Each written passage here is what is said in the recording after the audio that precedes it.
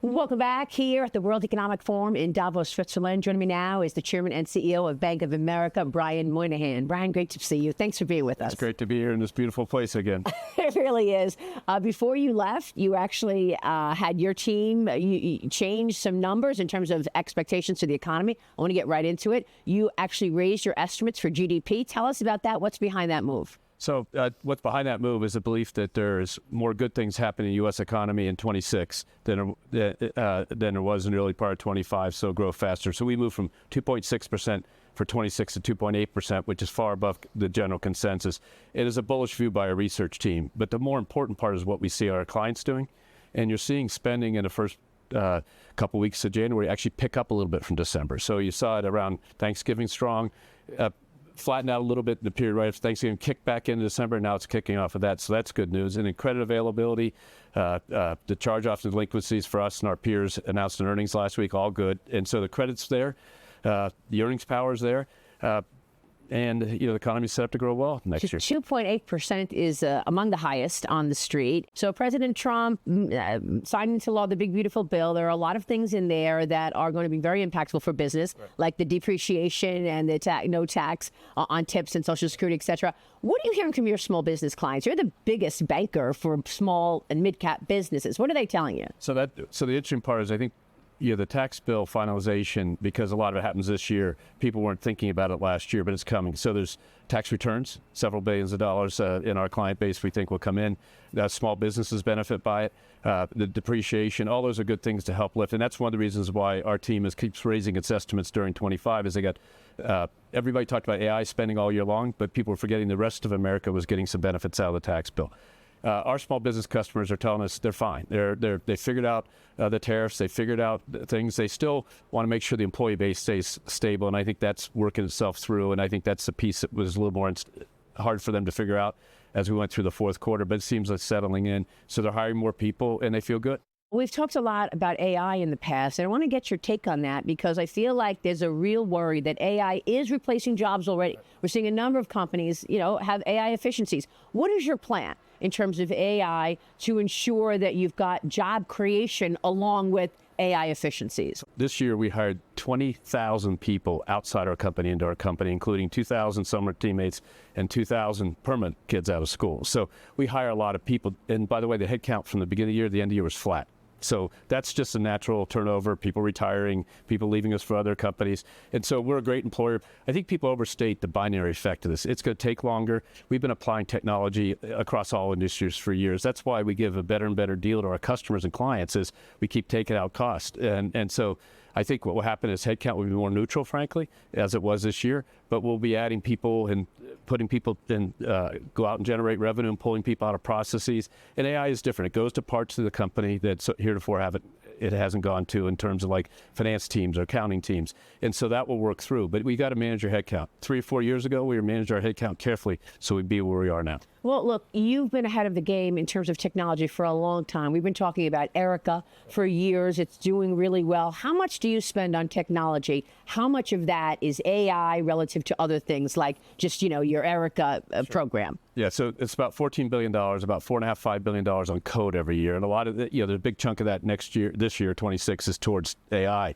Now, Erica's been around since 18, so we don't think of that as something new and different. We keep changing the iterations. A big thing that came up after Erica is alerts. So when you saw what people are asking Erica, you say, we can give them an alert for that. So they don't have to actually even go in and ask. It'll tell them that. And so I know alerts can drive people crazy, but it's all in the banking context. You want to know if the withdrawal was taken from an account that was bigger than you thought it should be. You want to know if a check didn't clear right. And those alerts now, combined with Erica, are growing very fast, and allows us to handle our customer base and provide great intimacy and customer service. So we'll spend several $100 million discretely on new AI projects. We have about 15 projects that are being implemented as we speak. We're doing a company-wide initiative to gather all the intelligence of those wonderful 213,000 teammates about what they think we could do with it. We deployed the 365 Copilot through 150,000 plus people or so now, and we'll keep applying it. And where that will take us is still a little bit uncertain, but it'll be a good place, because at the end of the day, it'll make our teammates better serve the clients. Talk to me about those 213,000 teammates. You just came out with a new salary system. You're sharing your stock with employees. Give us the details on the plan. A little history lesson here. In 2017, when they passed the tax bill back then under President Trump's first administration, a lot of companies did a grant to their broad-based employees. So our Shares for Success program started then. It goes to 96% of the employees, doesn't go to the executive management. It's a grant to all of them, and this is a 9th straight year. This year, discreetly, it's $1 billion worth of Bank of America stock that we grant to them, and over the course of time, it's been about $7 billion.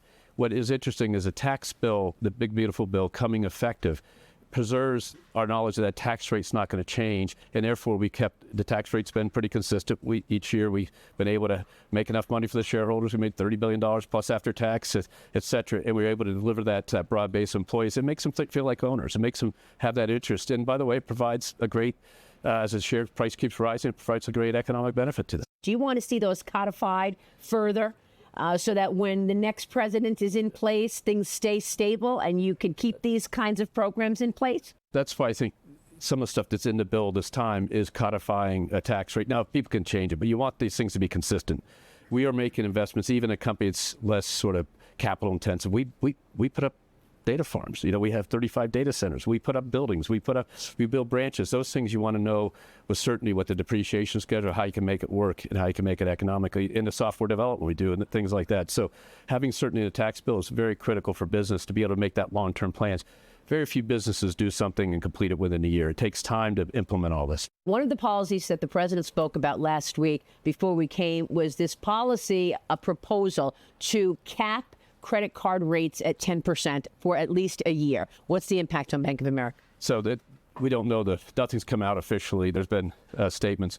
But if you go back last week, we talked about a lot about the pluses and minuses. But I think about now is the president's focused on affordability, which is an issue in America that we're all for it. We have a $500 loan, you pay $5, no interest rate for emergency loan for people. We did that a few years ago. 2 million customers have taken advantage of it. We have a no overdraft bank account. So that's about 40% of our accounts don't allow overdrafts. Therefore, people don't use money on overdrafts.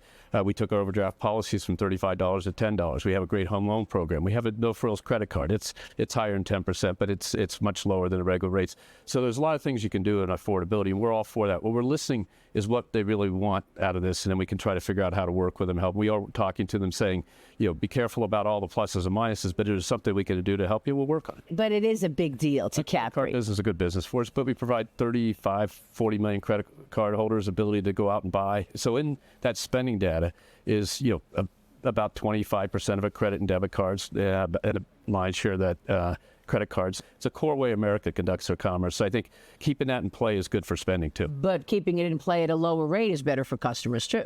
The key is if you work on affordability, we can work to give you ideas that might help and be a little more, not have the downside impacts of them. Very good impact there. Let's talk about the Fed for a moment. Who, in your view, is best positioned and best qualified to be the next chairman of the Federal Reserve as the president comes up with his decision in days?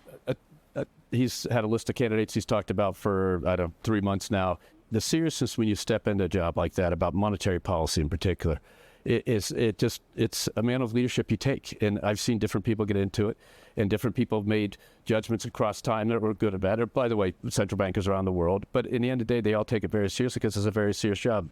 The Fed and the independence and the monetary system in the U.S. is the envy of the world. And so we got to do that. All those candidates be good. The president needs to choose somebody, and then we can go work on it. Do you worry that you've just raised your estimates on GDP? We're looking at a very strong economy. If we see 3 rate cuts, do we fire up inflation once again? Well, our teammates see 2 rate cuts next year, really around employment. This year, 26. 26, excuse me. Yeah, really around employment. And that's, the tension right now is the growth is pretty good. The inflation is a little higher than we want. Although, there's great debate whether 2% inflation, 3% inflation, how they got there is an interesting question. But it's settling in. But the key is you got to keep the employment levels up. So 4.4, 4.5% unemployment, absolutely fine. Job formation, a little bit stronger would be good. That will then push through. But our teammates think they cut twice, more by the labor softness than by the inflation. And it takes to 27 to get the inflation down. In the end of the day, having an expectation of inflation is key, so people don't stall their purchase today, waiting to buy tomorrow when prices will go back down. You're not seeing that right now. Well, it takes me back to AI with the mention of jobs. And Brian, I think there's a worry out there that there's so much spending on AI. Yeah. Jensen Huang told us trillions of dollars every year. Yeah. And there's so much, and that at the end of the day, not everybody's going to be able to pay back the loans. They're going to be sitting on the loans, and the banks will be left holding the bag. Yeah. Likely not a Bank of America, but what's your take on that? Is this too much money that we're seeing borrowed for data centers? I think the underlying question is what's the use? And you're seeing a lot of talk about Davos this week. You have the various models. You have lots of, Erica's a small language model built just for Bank of America. Almost 10 years ago we started. So the models and the cloud, ChatGPT, Anthropic, all the different things, that's one thing. The real question is how do you use it? And we can see it used, and that will provide the revenue stream that will make it all work. Rest assured, our team at Bank of America with Matthew Coder and Jim DeMar and Bruce Thompson, the people who look at this, are very careful to make sure that we have great tenants in those data centers and are structured well. And I think a lot of my colleagues are doing the same thing. What does 26 look like to you in terms of IPOs, in terms of deals? Are there things on the shelf that are about to come off the shelf in the coming months? The plate is very full, and there's a lot of stuff going on. And you saw even at the end of the year, so think about it. 60 days ago, we thought investment banking fees were going to be 1.5. They ended up being 1.65. And that 150, 10% more, it was literally over the last 6 weeks of the quarter. So, the pipeline's there, the deals can get done. The deregulatory support is still big deal, coming more of it ahead of us. Large deals, so I think you'll see a lot of deals. On the IPO side, market levels are good. The IPOs have gotten out there, have done pretty well. And so I think you'll see a lot there. And there's a lot of stuff that's been sitting here for a long time because the private equity firms want to get their cash going through these companies. And so there's going to be a lot of push to get stuff through the window, and the window's open. We had the CEO of Coinbase on the other day, Brian Armstrong, and it looks like he single-handedly stopped the bill's markup on digital assets the other day. He's arguing that the crypto company should be able to pay rewards. And I said to him, well, that's quite a tool that you can use to convince customers to take their money out of traditional banks and leave it with you, but you're not actually following the same regulations that the traditional banking sector is. Where are you on that in terms of digital assets and crypto paying rewards? If you take people's money and hold it in trust, that is allowed to be transaction, it has to be there every day. So I think people have to think through the ramifications of that. And that's our advocacy benefit. If they're going to do what a bank does, get a bank charter, do it with all the things. And by the way, deposit insurance, you need all the stuff that all the other traditional. And so that's one. And the second thing that I talked about last week is if the deposits on the balance sheet of the banking system move out of the banking system, you are dollar for dollar reducing the lending capacity of the banking system. And we still loan to small businesses. We are the largest small business lender in the United States. I think we're the largest middle market lender. Us and JP probably 1, 2 on a given day, and Wells and others. If we don't have those deposits, we can't make those loans, or the cost of those loans is going to go up, because our all-in cost of deposits is 260 basis points. If you added in, if they were all turned out like a 4%, CDs, you'd have to just raise the asset side, the lending side to get there. So I think that's the core issues. It'll work through. We've worked very constructively with the various committees trying to give the input of the banking industry, and we'll continue to work constructively on it. Certainly, if America wants to be number one in digital assets, we need the right framework, regulatory around us. Brian, great to see you. Good to see you. Thank you so much. Thanks.